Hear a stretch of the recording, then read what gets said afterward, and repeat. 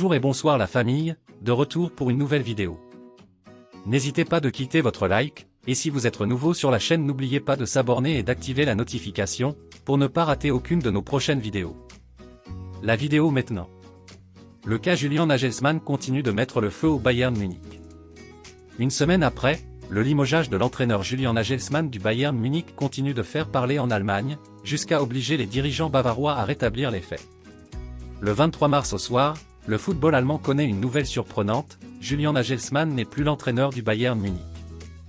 Un limogeage justifié par la direction bavaroise, en raison de résultats insuffisants, de manque de progression des jeunes talents mais également des vacances au ski en pleine trêve internationale, comme l'a indiqué Uli Hoeneß, membre du conseil de surveillance du club bavarois, Julian Nagelsmann n'aurait pas dû partir en vacances au ski après la défaite à Leverkusen. S'il était resté à Munich, les dirigeants, note de la rédaction, l'auraient rencontré et lui auraient parlé lundi ou mardi. Et qui sait ce qui se serait passé ensuite? Au-delà du fond de la décision prise par le board munichois, c'est la forme qui pose question de l'autre côté du Rhin. En effet, l'agence représentant Nagelsmann, Sport 360, a nié toute approche du Bayern avec son futur ex-entraîneur pour l'informer de son licenciement. Dans des propos récoltés par Sky Sport Germany, il n'y a eu aucun contact et aucune tentative de contact du Bayern. C'est la direction de Julian Nagelsmann qui a appelé Hassan Salihamidy après les rumeurs dans les médias. Et il n'y a pas que l'agence de joueurs qui n'a pas apprécié les circonstances de la destitution du technicien de 35 ans. Mato Charge-Kahn. En effet, l'ancienne gloire de la sélection allemande et du Bayern Munich Lothar Matthäus, aujourd'hui consultant pour Sky, s'est expliqué avec le président bavarois. Je dis juste ce que j'entends, vois et ressens. Le déroulé chronologique décrit par Kahn ne fonctionne pas, a d'abord déclaré l'ex-international aux 150 sélections, 23 buts, avant d'attaquer un peu plus le dirigeant de 53 ans pour le site T-Online, je sais qu'Oliver Kahn ment. Le principal concerne, de son côté au micro de Bild TV, a d'abord tenu à rétablir les faits avant de mettre en garde son ancien coéquipier au FCB entre 1994 et 2000. Nous l'avons regretté, mais nous ne souhaitions pas l'annoncer à Julian au téléphone. Ça aurait été de mauvais goût. Cette allégation selon laquelle nous ne respecterions pas le style du FC Bayern, là-dessus je serais très prudente, a expliqué le patron bavarois, soutenu ensuite par son directeur sportif Hassan Salihamidy. Dès que nous avons eu la parole de Thomas Tuchel, j'ai essayé de joindre Julian 1, 2, 3 fois. Puis j'ai appelé sa direction. Et puis j'ai rappelé Julian et je l'ai joint. Oliver Kahn disait absolument la vérité. Je mettrai la main au feu pour ça. C'est exactement comme ça que je l'ai expliqué lors de la conférence de presse. Je ne vois pas pourquoi nous devons en parler davantage. Ce sont les faits qui tiennent. C'est la vérité. Le message est passé. Un ancien du PSG se fait recaler par Tottenham, la presse allemande s'enflamme pour le Bayern de Thomas Tuchel. Mauricio Pochettino n'est plus apprécié par Daniel Levy, Thomas Tuchel a métamorphosé le Bayern et le bus de Liverpool a été caillassé. Retrouvez dans votre revue de presse Foot Mercato les dernières informations de la presse sportive. Pochettino. Tottenham a pris une grosse décision pour le choix du futur coach.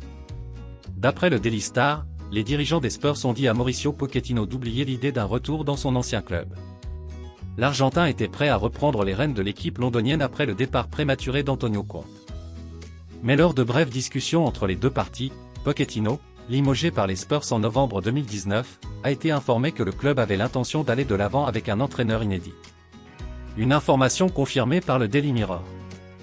L'ancien entraîneur du Paris Saint-Germain espérait que ses succès antérieurs, dont la participation à la finale de la Ligue des Champions en 2019, suffiraient à lui donner une nouvelle chance. Mais bom, la concurrence est rude car Julian Nagelsmann, Vincent Kompany et Thomas Frank figurent toujours parmi les candidats préférés du président Daniel Levy. Tuchel adoubé. En Allemagne, aussi, on a eu le droit à un énorme choc, le match le plus important de la saison en Bundesliga, le Klassiker. Ce Bayern Munich, Dortmund était très attendu par les journalistes allemands, car les deux équipes sont au coude à coude en haut du classement et en plus, c'était la première de Thomas Tuchel avec les Bavarois. Eh bien, l'ex-coach de Chelsea a le droit à des débuts de rêve comme on peut le lire sur la première page de Bild ce dimanche.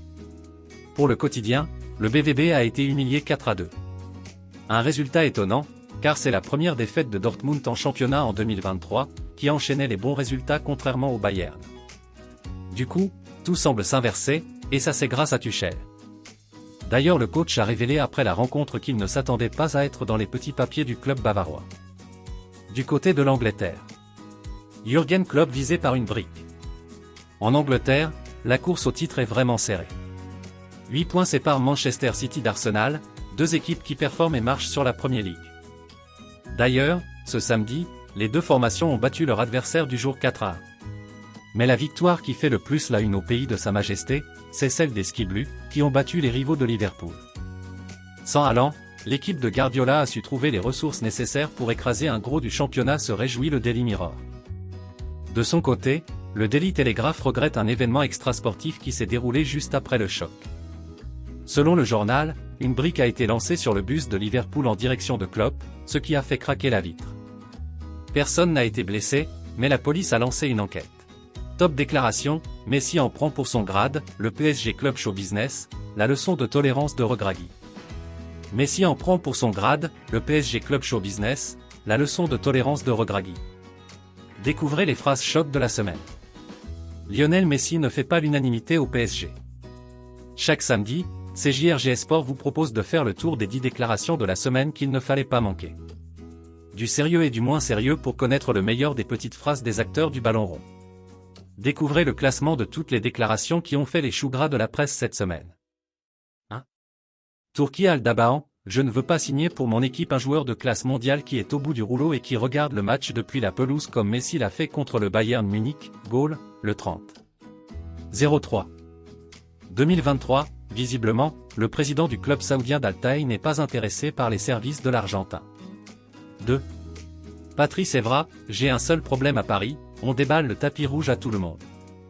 Dans les tribunes, tu ne vois pas des Bernard Lama, mais des Kardashian et compagnie. C'est un club show business. Le football n'est pas la priorité, non. Après Nasser adore le club, ils font un boulot énorme. Mais la communication, quand je vais voir un match de Paris, c'est pour voir un concert. Je suis en VIP, champagne, petit four. RMC, le 30. 03. 2023, le business a pris le pas sur le sportif au Paris Saint-Germain. Et Patrice Evra n'est pas le seul à l'avoir compris. 3. Wally Regragui, le meilleur exemple en cette période de Ramadan est de le pardonner, et lui comprendra que ce qu'il pense des musulmans n'est pas la réalité. Je n'ai pas plus envie d'en parler, conférence de presse, le 28. 03. 2023, après les insultes racistes d'un employé d'hôtel à Madrid, le sélectionneur du Maroc a préféré accorder son pardon. La classe absolue. 4. Johan Boscan, ils ont été mauvais. Aussi mauvais que le poulet curry que 5 joueurs avaient ingurgité. Cet aliment était manifestement encore présent dans leur organisme avec le reste, Ed Belan Van Limburg, le 26. 03. 2023, balayé 4-0 en France, les Oranges ont pris une ration supplémentaire après un repas avarié qui a laissé des traces. 5. Daniel Riolo, ils vont vraiment s'en rendre compte que Messi n'en a rien à foutre du PSG? Les dirigeants vont enfin ouvrir les yeux qu'ils s'emballent du PSG? Et les supporters vont le comprendre que Messi n'en a rien à cirer et que la chose à faire est de dire au revoir, merci, au revoir? RMC, réponse très prochainement. 6. Alphonso Davies, la vie de footballeur professionnel est formidable, sans aucun doute. Pour se détendre et profiter de la vie. Mais après l'entraînement, il n'y a rien à faire. Pour moi, puisque je n'ai pas de famille et que ma petite amie ne vit pas avec moi, je suis seul. J'ai probablement 5 amis. Je suis un perdant populaire. C'est un peu inquiétant de ne pas avoir quelque chose à faire, surtout quand tous vos amis ont un travail. Twitch, l'argent ne fait pas tout le temps le bonheur selon le latéral gauche du Bayern Munich. 7. Marco van Basten, sur Virgil van Dijk, il fait beaucoup de bruit mais il ne dit rien du tout. Il n'est pas clair. Un bon capitaine pense à voix haute et dit clairement ce qui se passe. Lui reste entre les deux. Il crée le chaos sur le terrain, Zigo Sport, le défenseur central de Liverpool est-il sur le déclin? 8. Aurelio de Laurentiis, malheureusement, tant que nous ne changerons pas l'UEFA, nous serons tous esclaves d'un ministère du football et non d'une association de véritables sociétés de football. Tutosport, le président de Naples a du mal à accepter de devoir jouer contre l'AC Milan 3 fois en 2 semaines. 9. Nicolo Zaniolo, j'en ai eu marre. J'ai été déçu par presque tout le monde. Je ne cite pas de nom, mais ils ont dit que nous étions comme des frères et ils ne sont même pas venus me dire au revoir. La Gazzetta dello Sport, le départ de la Roma pour Galatasaray ne s'est pas fait dans des conditions optimales pour l'attaquant italien. 10. Thomas Tuchel, entraîneur de Choupeau pour la 3e fois. Le pauvre, conférence de presse, jamais 203, l'attaquant camerounais n'y a pas échappé. C'est sur cette déclaration que se termine le top déclaration de la semaine. N'hésitez pas de nous dire ce que vous pensez dans les commentaires, merci à bientôt.